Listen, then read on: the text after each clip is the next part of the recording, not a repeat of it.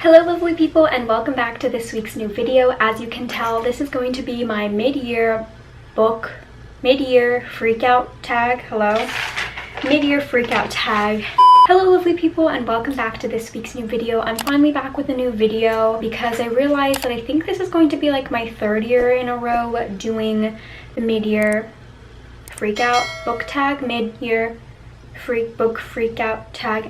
I always like freak out because everyone gets to this at the beginning of June, but the mid-year point actually isn't until like July, so technically I'm not late. That's like always my excuse. I have like vlogs planned out. I'm feeling re-inspired again, so I'm feeling good. If you hear any jangling noises, I do have a puppy at my feet. I am dog sitting, so she's with me here, keeping me company. Hopefully she's not too loud. She was whiny a little bit before. I have a pile of books on the other side of me, so let's get into this. There are 13 questions. The first one being the best book you've read so far this year, and somehow I managed to narrow this down to 2 books. There is some sort of construction happening, I think. Sorry if that noise is really annoying. And now of course the puppy might want to leave.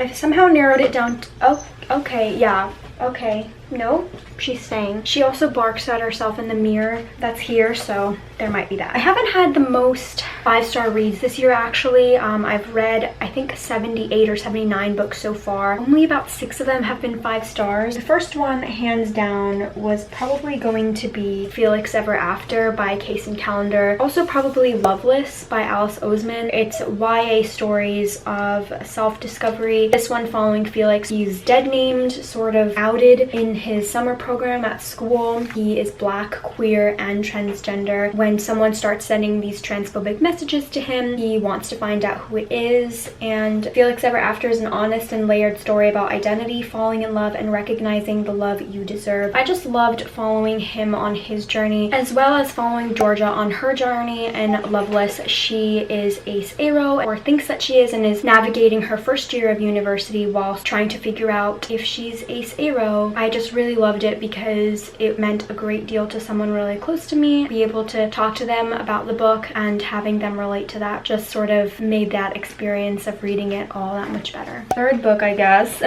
is going to be We Are Not Free by Traci Chee. I actually read this from the library and had to go out to get my own copy because this is taking place after the attack on Pearl Harbor, and it's following how many teens? 14 teenagers, Japanese American teenagers, who are thrown into the internment camps, and about their lives during that time, them grappling with their identity as being American, Japanese, and collectively as Japanese American. And as a Japanese American myself, I really related to this because as a first-generation American citizen, I don't have someone to look to for American history, and so being able to look at this as a reflection of who I am and what my history has looked like in this country was just really great. And being able to relate to these characters about feeling like I'm not American enough, but at the same time not being Japanese enough, not feeling like I have a place to belong, hit really close to home. There are a few that I could have mentioned in this first question, but I wanted to be able to talk about the other books without having to repeat them for other questions. So the next question, the best sequel you've read so far. I also have 2 books, and that's got to be the first one, obviously, After Age Eve Brown by Talia Hibbert. This is the 3rd book and the last book in the Brown sisters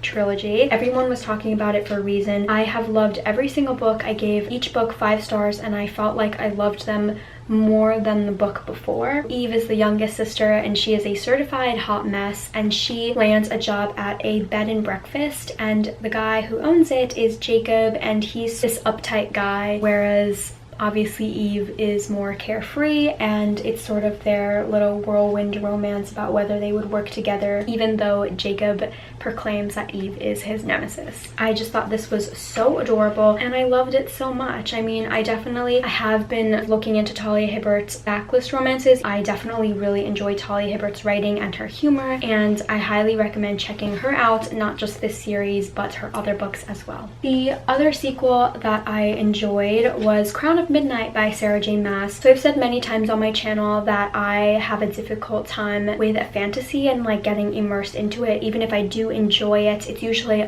base average 3 stars. And once I hit the sequel, I start to really enjoy the world more because it's familiar to me and I feel like there's less to get to know because I've already just have all that info dumpy stuff happen in the first book. And so I was surprised by how much I like really enjoyed this, that I went out to get the whole box set, and I do need to get to it because it left me off on like the best sort of cliffhanger. I just really liked this easy YA fantasy. The next question is new release you haven't read yet but want to, and I have 3 books for that. The first one is Tokyo Ever After by Emiko. This has been described as like Princess Diaries, which I freaking love. Okay, Izumi, or Izzy, is being raised in Northern California and she has a single mom, and she finds out that she's related to the Crown Prince of Japan. So she goes to Japan to meet her family and discover the country that she had always dreamed of. She is caught between 2 worlds and 2 versions of herself, like her American self and her Japanese self, but she's sort of not enough for both, which is similar to We Are Not Free and how I related to that. So I'm really excited to be reading this book to see those 2 worlds explored and see more stories similar to my own be represented. Yay! Next book is An Emotion of Great Delight by Tahereh Mafi. I've actually only read her Shatter Me series, and I have always been wanting to get to the other books that she has written, standalone books. But this one came out, I believe, in early June, and it is a look into the life of a Muslim family in America months after the US has declared war on Iraq. So that happened 2 years after 9/11, how much Islamophobia was starting to become a little bit too apparent in the country, and how this Muslim family has dealt with that. The next one I feel like is obvious. If you know me on my channel, I do love Riley Sager, so that would be Survive the Night. I held out on pre-ordering it because I was like 97% sure that Book of the Month would have it, but I feel like they always do, so it kind of made sense that it would be an add-on this month to let other authors shine. So I have ordered it. I have heard that this author's books are great, but the characters are sort of forgettable, which I agree with. But I love the fast-pacedness of his thrillers, and I just really enjoy all of his books. So Survive the Night is taking place in the 90s, and Charlie is headed back home to Ohio because she is grieving the death of the murder, actually, of her best friend, who was killed by someone dubbed the Campus Killer. And she is headed home via carpool with Joshua, who is headed home to Ohio to take care of his sick father, or so he says. He's just a little bit too sus, and Charlie is starting to suspect that he might possibly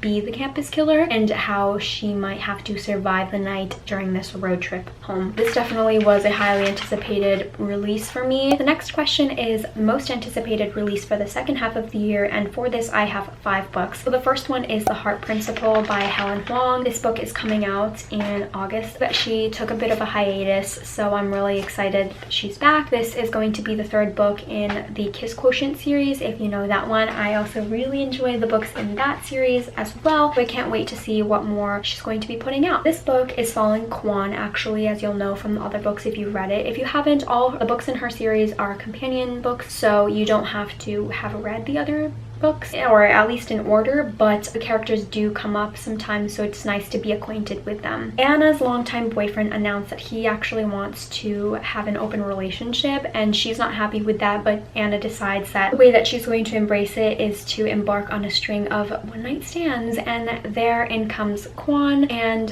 the one-night stand thing just isn't going to work with him, and it sort of leads into a possible romance. She is an adult romance author, so she does get pretty smutty and steamy. The next book is While We Were Dating, which is actually coming out in next week or a few weeks, so I have pre-ordered this. This is the 6th book in her wedding date series. I'm like kind of worried because I really enjoyed the first few books, and then in the middle for the royal holiday it was like falling short, so I'm kind of like, does this series need to be continuing? But I hope that this book is going to be good. This is following Ben, who is like the brother of Theo, I think. Same with the Kiss Quotient series. It is a companion series, so you don't need to have read these books in order, but it's nice to be familiar with the characters. This is following Ben, and he lands an ad campaign featuring big movie star Anna Gardner, and they get to flirting a little bit. It seems harmless, except that when Anna has a family emergency, Ben is there to help her, and you know, that leads into a whole romance. The next book is Beautiful World, Where Are You by Sally Rooney. This book comes out in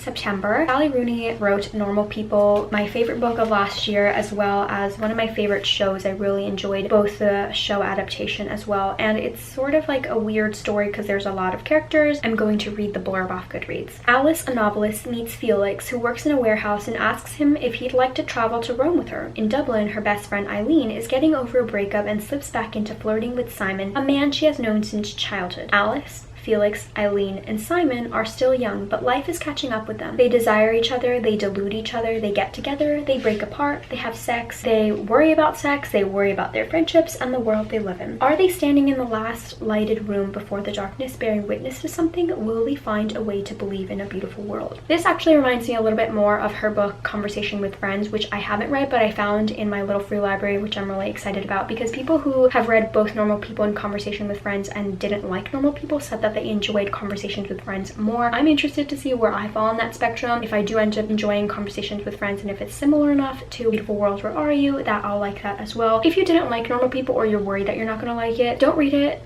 thinking that it's a romance, because it's fucking not, okay? It's more about like a relationship between two people and their friendship and not so much of a romance.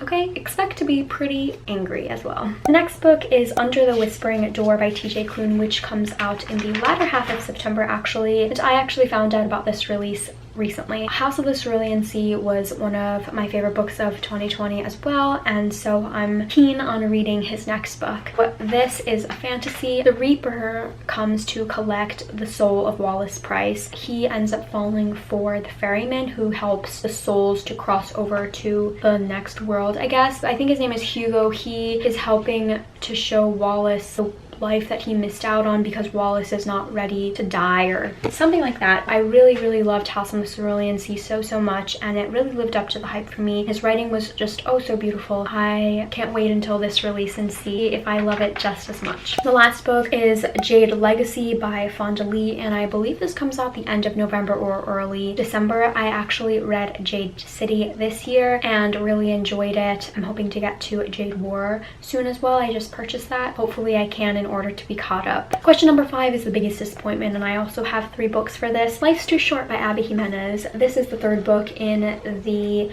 Happy Ever... No, that's the first book. What's the series called? Friend Zone series. I've always seen, not critics, but the negative side of the series is that the author is just sort of giving everything too much of a happy ending and in not so realistic ways. And the critique that I had, I sort of finally started to notice it with this book. It seems like this author is sort of pulling the rug out from everyone who's reading this book or anyone who experiences whatever the main character is and saying, oh, but just kidding, you're not going to get your happy ending, but this person is. And it just doesn't seem realistic to have that all the time. I really wanted to love this because I actually like the 2nd book in the series more than the first one, but sadly this book just wasn't it for me. The next disappointing read for me was The Maidens by Alex Michaelides. Before I got this with the book of the month, I had been wanting to read The Silent Patient and decided that I would finally get to it, and I really enjoyed that book and I gave it 4 stars. I had high hopes for this book. I'm sure a lot of people did because I saw this everywhere all over Booksta, especially before this was coming out. Okay, I need to let her out. The thriller, I felt like there was none of it. There was no mystery or just like too little of it that I just was not interested, and I was pretty bored, and I ended up giving this book 2 stars. This is dark academia vibes. Marina is a therapist and she is certain that Edward Fosca, a professor at the college her niece attends, is a murderer, and when her niece's friend dies, she's there to prove that Edward Fosca is the murderer. The last one is actually a book that I'm reading right now, and I'm sort of struggling through it because it was for the book troop, Gabby's book club, and this is The Minders by John Mars. Similar to The Minder, nope, that's this book, The Maidens. I read one of his books on my shelf, The Lies Between Us, and fucking wow, that was a roller coaster. I liked that book so much, 4.5 stars. And then came this book. I'm really bored. It's taking me too long to read it. I'm really close to the end, but I feel like eventually I'm gonna give this 2 stars because I'm just really bored. There's no plot. There's very little keeping me interested. Question number 6 are the biggest surprise, and I have 2 books. The first one being The Truth by Nick Cutter, and this is a horror that I read for Gabby's Favorite Books, a series of that I do on my channel like fucking everyone does, of reading YouTubers' favorite books, and I did not think that I would like this book so much. I gave it 4 stars instead of 5 just because of how creeped out I was and how grossed out I was. I just couldn't possibly give it 5 stars honestly, but the genius behind it, I feel like he fucking deserves the 5-star. But I really liked this, and that possibly I might be into horror. Even though I don't like horror movies, I could be into horror books. I didn't think that I would enjoy it this much, and just how the atmosphere was written was just amazing. So prepare to be fucking grossed out. Next one was Zenny by Rebecca Weatherspoon, which I also read for a favorites video for reading Mina's favorites. While talking about it, I was gonna give it like a 4-star, but I was like, but really I don't have like anything wrong with it, and I didn't think that I would like it so much. It was a 5-star for me. That's the way that it surprised me. It's sort of like a setup. Her aunt in her will wrote that in order to get her money that she needed to marry this Scotsman named Mason and their relationship, and I thought that's so weird. In what situation is that going to work? Only in a romance book, but I ended up really loving this story. Question number 7 is your favorite new author, debut, or new to you. I won't say they're my favorite because